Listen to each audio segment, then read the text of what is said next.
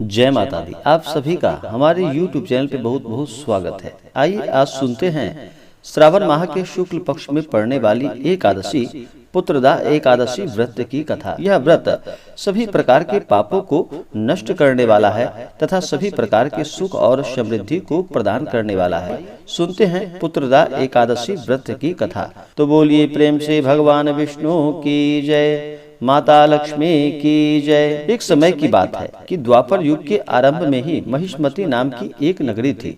उस नगरी में महाजीत नाम का एक राजा राज्य किया करता था। वह पुत्रहीन था, इसलिए वह सदा दुखी रहता था। उसे वह राज्य का सुख और वैभव यह सब कष्टकारी प्रतीत होता था, क्योंकि पुत्र के बिना मनुष्य को इहलोक और परलोक दोनों में सुख की प्राप्ति नहीं हो पाती। राजा ने पुत्र प्राप्ति के लिए बहुत उपाय किए, किंतु उसका हर उपाय निष्फल रहा। जैसे जैसे राजा महाजीत वृद्धावस्था की ओर बढ़ता जा रहा था, वैसे वैसे उसकी चिंता भी बढ़ती जा रही थी। एक दिन राजा ने अपनी सभा को संबोधित करके कहा, न तो मैंने अपने जीवन में कोई पाप किया है और न ही अन्यायपूर्वक प्रजा से धन एकत्रित किया है, ना ही कभी प्रजा को कष्ट दिया है और ना ही कभी देवता और ब्राह्मणों का निरादर किया है। मैंने प्रजा का सदैव अपने पुत्र की तरह पालन किया है, कभी किसी से ईर्ष्या भाव नहीं किया, सभी को एक समान समझा। मेरे राज्य में कानून भी ऐसा नहीं है जो प्रजा में अनावश्यक डर उत्पन्न कर सके। इस प्रकार धर्मयुक्त राज्य करने पर भी मैं इस समय अत्यंत कष्ट पा रहा हूँ। इसका क्या कारण है, मेरी समझ में कुछ नहीं आ पा रहा है। आप इस पर विचार करें और इसका क्या कारण है और क्या इस जीवन में मैं इस कष्ट से मुक्त हो पाऊंगा। राजा के इस कष्ट के निवारण के लिए मंत्री आदि वन को चले गए, ताकि वहां जाकर किसी ऋषि मुनि को राजा का दुख बताकर कोई समाधान पा सके। वन में जाकर उन्होंने श्रेष्ठ ऋषि मुनियों के दर्शन किए। उस वन में वयोवृद्ध और धर्म के ज्ञाता महर्षि लोमस ऋषि रहते थे। वे सभी जन महर्षि लोमस के पास गए। उन सब ने महर्षि लोमस को दंडवत प्रणाम किया और उनके सम्मुख बैठ गए। महर्षि के दर्शन से सभी को बड़ी प्रसन्नता हुई और सबने महर्षि लोमस से प्रार्थना की कि हे देव, हमारे अहोभाग्य है कि हमें आपके दर्शन का सौभाग्य प्राप्त हुआ है। मंत्री की बात सुनकर लोमस ऋषि ने कहा कि हे मंत्रीवर, आप लोगों की विनम्रता और सद्व्यवहार से मैं अति प्रसन्न हूँ। आप मुझसे अपने आने का प्रयोजन कहे, मैं आपके कार्य को अपने सामर्थ्य के अनुसार अवश्य ही करूँगा, क्योंकि हमारा शरीर ही परोपकार के लिए बना है। लोमस ऋषि के ऐसे मृदु वचनों को सुनकर मंत्री ने कहा कि हे ऋषिवर, आप हमारी सभी बातों को जानने में ब्रह्मा से भी ज्यादा समर्थ हैं, अतः आप हमारा संदेह को दूर कीजिए। महिष्मती नामक नगरी के हमारे महाराज महाजीत बड़े ही धर्मात्मा व प्रजावत्सल है। वह प्रजा का पुत्र की तरह धर्मानुसार पालन करते हैं, किंतु फिर भी वे पुत्रहीन हैं। हे महामुने, इससे वह अत्यंत दुखी रहते हैं। हम लोग उनकी प्रजा हैं, हम भी उनके दुख से दुखी हो रहे हैं, क्योंकि प्रजा का यह कर्तव्य है कि राजा के सुख में सुख माने और दुख में दुख माने।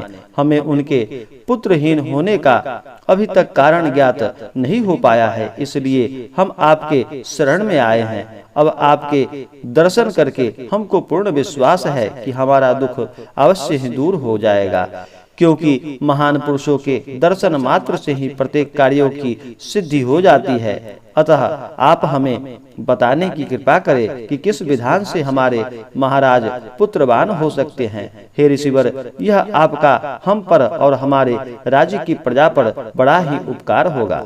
ऐसी करुणा प्रार्थना सुनकर लोमस ऋषि ने नेत्र बंद करके राजा के पूर्व जन्मों पर विचार किया। कुछ पलों के बाद उन्होंने विचार करके कहा कि हे भद्रजनों, यह राजा पिछले जन्म में अत्यंत उदंड था तथा बुरे कर्म किया करता था। उस जन्म में यह एक गांव से दूसरे गांव में घूमा करता था। एक बार की बात है, जब ज्येष्ठ माह के शुक्ल पक्ष की एकादशी के दिन यह 2 दिनों से भूखा था। दोपहर के समय एक जलाशय पर जल पीने के लिए गया। उस स्थान पर उस समय ब्याई हुई एक गाय जल पी रही थी। राजा ने उसको प्यासे ही भगा दिया और स्वयं जल पीने लगा। हे श्रेष्ठ पुरुषों, इसलिए राजा को यह कष्ट भोगना पड़ रहा है। एकादशी के दिन भूखा रहने का फल यह मिला इसे कि इस जन्म में यह राजा बना है और प्यासी गाय को जलाशय से भगाने के कारण यह पुत्रहीन है। यह जान सभी सभासदों प्रार्थना करने लगे कि हे ऋषि श्रेष्ठ, शास्त्रों में ऐसा लिखा है कि पुण्य से पाप नष्ट हो जाते हैं, अतः कृपा करके आप हमें कोई ऐसा उपाय बतलाइए जिससे हमारे राजा के पूर्व जन्म के पाप नष्ट हो जाएं और उन्हें पुत्र रत्न की प्राप्ति हो सके। सभासदों की प्रार्थना सुनकर लोमस मुनि ने कहा कि हे श्रेष्ठ पुरुषों, यदि तुम सब श्रावण माह के शुक्ल पक्ष की पुत्रदा एकादशी का व्रत करके और रात्रि जागरण करके उस व्रत का फल राजा के निमित्त कर दो तो तुम्हारे राजा के यहाँ पुत्र उत्पन्न होगा। राजा के सभी कष्टों का नाश हो जाएगा। इस उपाय को जानकर मंत्री सहित सभी ने महर्षि को कोटि कोटि धन्यवाद दिया तथा उनका आशीर्वाद लेकर अपने राज्य में लौट आए। तदुपरांत उन्होंने लोमस ऋषि की आज्ञा के अनुसार पुत्रदा एकादशी का विधि और विधान पूर्वक उपवास किया और द्वादशी को उसका फल राजा को दे दिया। इस पुण्य के प्रभाव से रानी ने गर्भ धारण कर 9 माह के पश्चात एक अत्यंत तेजस्वी पुत्र को जन्म दिया। इस प्रकार एकादशी की कृपा से, भगवान विष्णु की कृपा से उस राजा के सभी दुख दूर हुए और उसे पुत्र रत्न की प्राप्ति हो पाई। तो बोलिए प्रेम से भगवान विष्णु की जय, माता लक्ष्मी की जय। तो आशा करता हूँ कि यह जानकारी आपको अच्छा लगा हो। ऐसे ही ज्ञानवर्धक जानकारियाँ प्राप्ति के लिए हमारे इस चैनल को लाल बटन दबा करके सब्सक्राइब करें, साथ में बेल आइकन घंटी को दबाएं। वीडियो को ज्यादा से ज्यादा लाइक और शेयर अपने मित्रों में करें। जय माता दी। धन्यवाद।